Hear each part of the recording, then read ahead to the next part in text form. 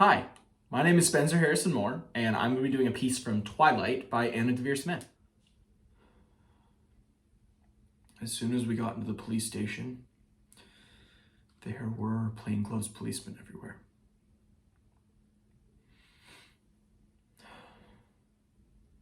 If I'd known what was going to happen, it's not fair to say I would have voted any different. I wouldn't have. But I would have written a letter to the judge saying that I can't do this. After what it put my family through. Excuse me.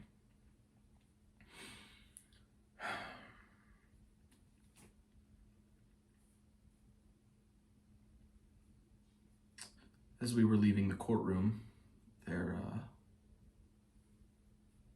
the police said right away, if there's any rocks or bottles thrown, not to worry because the glass on the bus is bulletproof.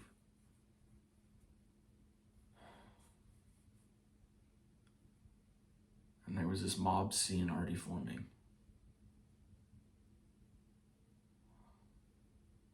It was a sheriff's bus, the type that they put prisoners on.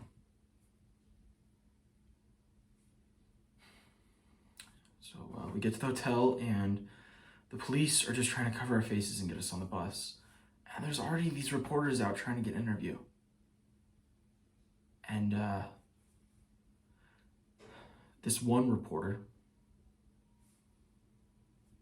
she comes up and she says, "Why are you trying to hide your heads in shame? Don't you know there's buildings burning and people dying in South LA because of you?"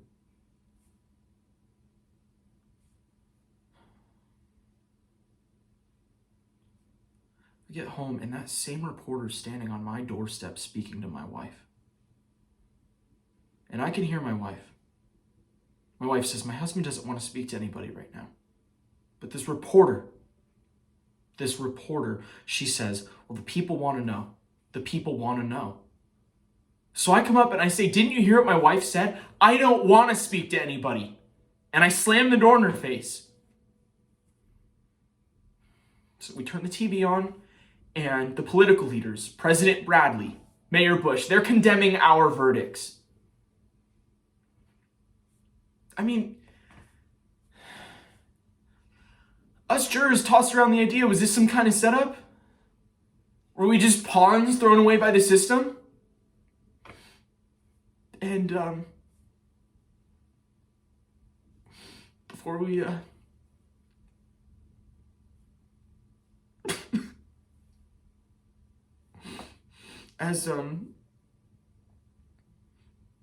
so the judge, we could sense this look of disdain in his face when he was reading the verdicts. Before he read the verdicts, he says, if anyone, or he'd like to speak to us afterwards, but after we read the verdict, he sent up an assistant and she said he no longer wanted to speak to us. The judge could have withheld our names for a period of time, but he didn't do that. We received death threats. I just think he wanted to separate himself from it. And the newspapers published our addresses. The New York Times published the value of our homes.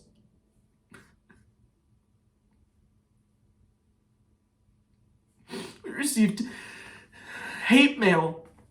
I couldn't pick up the phone because it was just every 3 minutes.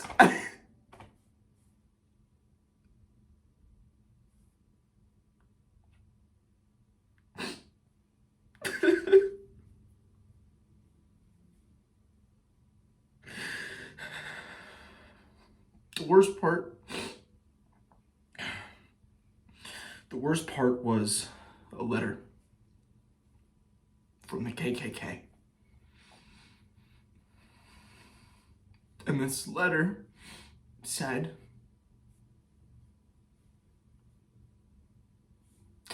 "We support your verdict.